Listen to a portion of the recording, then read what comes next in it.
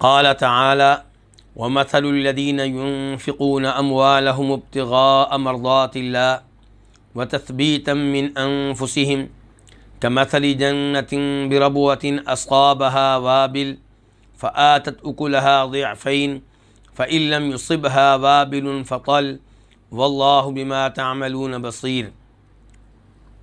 سورہ بقرہ آیت نمبر 265۔ اللہ تعالیٰ اس آیت میں ارشاد فرما رہے ہیں، اور مثال ان لوگوں کی جو اپنے مال خرچ کرتے ہیں اللہ کی رضا حاصل کرتے ہوئے اور اپنے دلوں کو ثابت رکھتے ہوئے، اس باغ کی مثال کی طرح ہے جو کسی اونچی جگہ پہ ہو، جس پہ زوردار بارش برسے، فآتت اکلہا ضعفین، تو وہ اپنا پھل 2 گنا لے کر آئے، فإن لم يصبها وابل، پس اگر اس پہ زوردار بارش نہ برسے، فطل، تو اس پہ ہلکی پھلکی بارش ہو جائے، واللہ بما تعملون بصیر، اور اللہ تعالیٰ ان اعمال کو خوب دیکھنے والا ہے جو تم سر انجام دے رہے ہو۔ یہ تھا اس آیت کا آسان ترجمہ۔ اب ہم آتے ہیں اس آیت کے الفاظ اور مفردات کی طرف۔ اس آیت کا آغاز مثل سے ہو رہا ہے، اور مثل کے بارے میں یہ گفتگو گزر چکی ہے کہ اللہ رب العزت قرآن حکیم میں بہت سی امثال بیان کرتے ہیں۔ مقصد یہ ہوتا ہے کہ وہ چیزیں جو کئی انسان امثال کے بغیر آسانی سے سمجھ نہیں پاتے، امثال کے ذریعے آسانی سے سمجھ جائیں۔ اللہ تعالیٰ فرماتے ہیں امثال کی اہمیت کو واضح کرتے ہوئے، وَتِلْكَ الْأَمْثَالُ نَضْرِبُهَا لِلنَّاسِ لَعَلَّهُمْ يَتَفَكَّرُونَ، کہ یہ امثال ہم لوگوں کے لیے اس لیے بیان کرتے ہیں تاکہ لوگ ان پہ غور و فکر کریں۔ اور کبھی اللہ تعالیٰ فرماتے ہیں وَمَا يَعْقِلُهَا إِلَّا الْعَالِمُونَ، کہ وہ جن کے پاس علم و معرفت ہے وہ ان پہ غور و فکر کرتے ہیں، وہ انہیں سمجھتے ہیں۔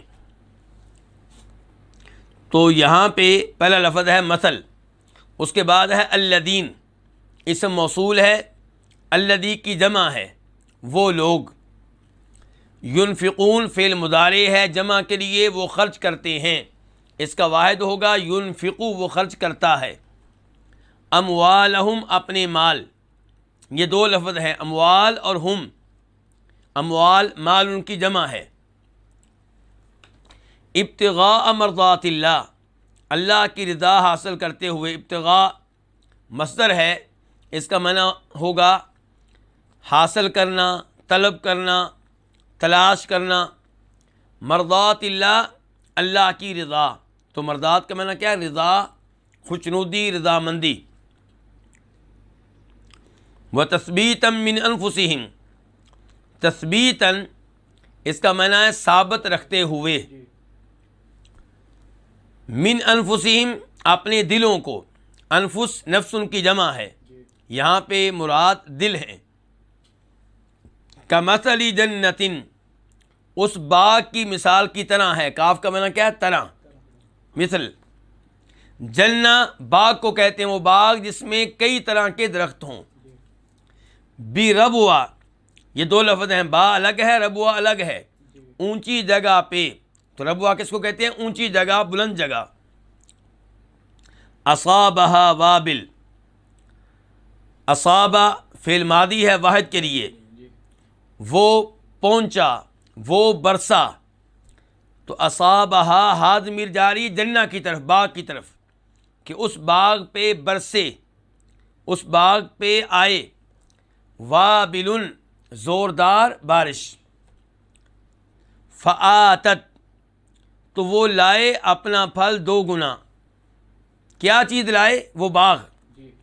فآتت، فا الگ ہے اور آتت الگ ہے، آتت فعل ماضی ہے واحد مؤنث کے لیے، اس کا واحد مذکر کیا ہوتا ہے؟ آتا، وہ لایا، آتت وہ لائی، تو باغ جو ہے عربی میں مؤنث ہے، تو اس لیے لفظ یہاں پہ کیا ہے؟ مؤنث ہے۔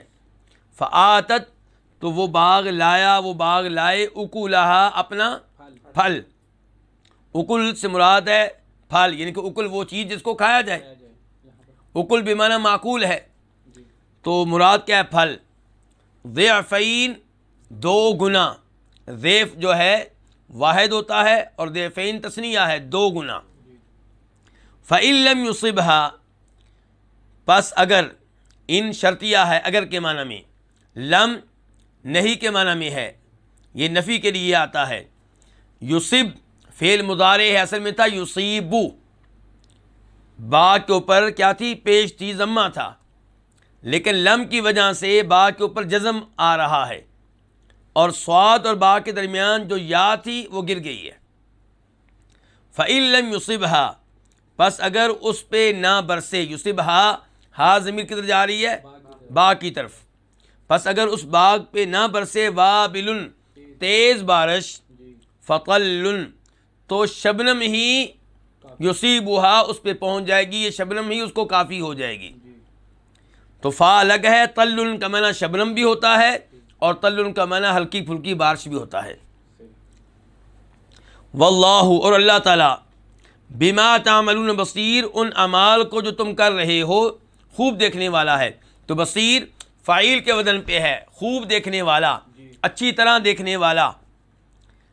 کس چیز کو دیکھنے والا؟ بما تعملون، بما تعملون متعلق ہے بصیر کے، تو ما اسم موصول ہے الذی کے معنی میں، جو، تعملون فعل مضارع ہے جمع کے لیے، تم کرتے ہو، اس کا واحد ہوتا ہے تعملو، تو کرتا ہے۔ اب ہم آتے ہیں اس آیت کی تفسیر کی طرف۔ اللہ رب العزت نے یہاں پہ مثال بیان کی ہے ان لوگوں کی جو اللہ کے رسول پہ ایمان لے آئے صلی اللہ علیہ وسلم، اور وہ اخلاص کے ساتھ اللہ کی رضا حاصل کرنے کے لیے اللہ کی راہ میں خرچ کرتے ہیں۔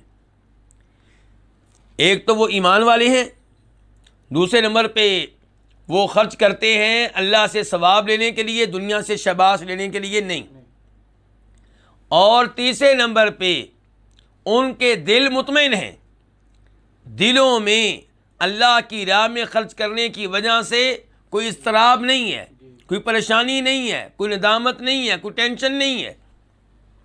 تو یہ عظیم لوگ جو خرچ کرتے ہیں، اس خرچ کیے ہوئے مال کی مثال اس باغ کی طرح ہے، جو باغ کسی اونچی جگہ پہ ہے، اونچی جگہ پہ ہونے کی وجہ سے وہ ایک منفرد حیثیت رکھتا ہے، دھوپ اسے اچھی طرح لگتی ہے، ہوائیں اچھی طرح لگتی ہیں، اور جب بھی بارش برستی ہے تو پانی اچھی طرح وہاں پہ پہنچتا ہے۔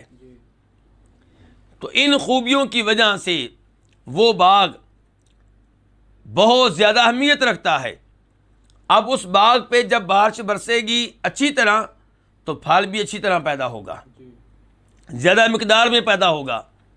اور اگر ہم یہ فرض کر لیں کہ بارش نہیں برسی تو شبنم ہی اس کے لیے کافی ہو جائے گی، صبح کی شبنم اس کے لیے کافی ہو جائے گی، یا پھر تیز بارش نہیں برسی، کبھی کبھار ہلکی پھلکی بارش آ جائے گی تو وہ اس کے لیے کافی ہو جائے گی۔ کیوں کافی ہو جائے گی؟ کیونکہ باغ کا موقع محل اچھا ہے، تو اس وجہ سے وہ باغ ہر شکل میں پھل دیتا ہے۔ اگر بارش زیادہ برسے گی پھل زیادہ پیدا ہوگا، اگر بارش کم برسے گی پھل کم مقدار میں پیدا ہوگا۔ یہی صورتحال مومن کی ہے، جو اخلاص کے ساتھ اور دلی اطمینان کے ساتھ اللہ کی راہ میں مال خرچ کرتا ہے۔ اللہ کی راہ میں جو بھی مال خرچ کرے گا ضائع نہیں جائے گا، ہر شکل میں اسے فائدہ ملے گا۔ اگر اللہ کی راہ میں زیادہ مقدار میں مال خرچ کرے گا زیادہ فائدہ ملے گا، زیادہ ثواب ملے گا، زیادہ مقام و مرتبہ ملے گا روز قیامت۔ اور اگر اللہ کی راہ میں کم مال خرچ کرے گا تو وہ بھی ضائع نہیں جائے گا۔ کیوں؟ اخلاص کی وجہ سے، کیوں؟ دلی اطمینان کی وجہ سے، کیوں؟ ایمان کی وجہ سے۔ تو ایمان کی خوبی، اخلاص کی خوبی، دلی اطمینان کی خوبی، ان خوبیوں کی وجہ سے اس کا مال اس کے لیے ہر حال میں مفید ہے۔ تو یہ بڑی عظیم الشان مثال ہے اس آدمی کی جو اللہ کی راہ میں خرچ کرتا ہے، ایمان کی حالت میں، اخلاص کی حالت میں اور دلی اطمینان کے ساتھ۔ تو اللہ تعالیٰ کہتے ہیں مثال ان لوگوں کی جو اپنے مال خرچ کرتے ہیں اللہ کی رضا حاصل کرتے ہوئے۔ اس سے پتہ چلا کہ اللہ کی صفات میں سے ایک صفت ہے رضا۔ اللہ تعالیٰ کئی لوگوں پہ راضی ہوتا ہے اور کئی لوگوں پہ ناراض ہوتا ہے۔ اللہ تعالیٰ کئی اعمال کو پسند کرتا ہے اور کئی اعمال کو ناپسند کرتا ہے۔ تو یہاں سے اللہ کی رضا کا پتہ چلا، اور ہمارا اس صفت پہ الحمدللہ ایمان ہے۔ وَتَثْبِيتًا مِّنْ أَنفُسِهِمْ، اللہ تعالیٰ فرماتے ہیں کہ وہ اپنا مال خرچ کرتے ہیں اپنے دلوں کو مطمئن رکھتے ہوئے، ثابت رکھتے ہوئے۔ مال خرچ کرتے ہوئے دلوں میں کوئی تردد نہیں ہوتا، مال خرچ کرنے کے بعد کوئی ندامت نہیں ہوتی، کوئی افسوس نہیں ہوتا، بلکہ ہمیشہ مطمئن رہتے ہیں کہ الحمدللہ اللہ کے فضل و کرم سے ہم نے اللہ کی راہ میں اتنا مال خرچ کیا ہے۔ تو یہ وہ لوگ ہیں جن کی مثال، جن کے خرچ کیے ہوئے مال کی مثال اس باغ کی طرح ہے جو کسی اونچی جگہ پہ ہو۔ اصابہا وابل، اونچی جگہ پہ باغ ہے اور وہاں پہ زوردار بارش برستی رہتی ہے، اور اگر ہم مان لیں کہ وہاں پہ زوردار بارش نہیں برستی تو ہلکی پھلکی بارش برستی رہتی ہے، ورنہ شبنم اس کے لیے کافی ہے۔ تو اگر زوردار بارش برسے گی تو وہ باغ پھل پیدا کرے گا ڈبل۔ کس کے مقابلے میں ڈبل؟ باقی باغوں کے مقابلے میں، باقی باغوں کے مقابلے میں ڈبل پھل پیدا کرے گا۔ اور اگر زوردار بارش نہیں برستی، ہلکی پھلکی بارش برستی ہے یا شبنم سے کام چل رہا ہے، پھر بھی وہاں سے پھل پیدا ہوتا ہے، پھر بھی فائدہ ہوتا ہے۔ آخر میں اللہ نے وارننگ دی ہے، اس کو آپ وارننگ بھی کہہ سکتے ہیں، خوشخبری بھی کہہ سکتے ہیں، کہ اللہ تعالیٰ ان اعمال سے جو تم کر رہے ہو، اللہ تعالیٰ ان اعمال سے واقف ہے، انہیں دیکھ رہا ہے۔ اگر یہ اعمال اچھے ہیں تو اللہ تعالیٰ کہ ہاں یہ اعمال ضائع نہیں ہوں گے، اللہ تعالیٰ ضرور ثواب دیں گے، اور اگر یہ اعمال برے ہیں، گناہ پہ مشتمل ہیں، تو اللہ سے چھپے نہیں رہیں گے، اللہ تعالیٰ ان پہ سزا دے گا۔ وہ معاف کر دے تو الگ بات ہے، لیکن معافی بھی ان کو ملے گی جو ایمان کی دولت پائیں گے۔ جو ایمان کی دولت سے محروم ہوں گے ان کے لیے معافی نہیں ہے۔ تو اللہ تعالیٰ ان اعمال کو جو تم کر رہے ہو خوب دیکھ رہا ہے۔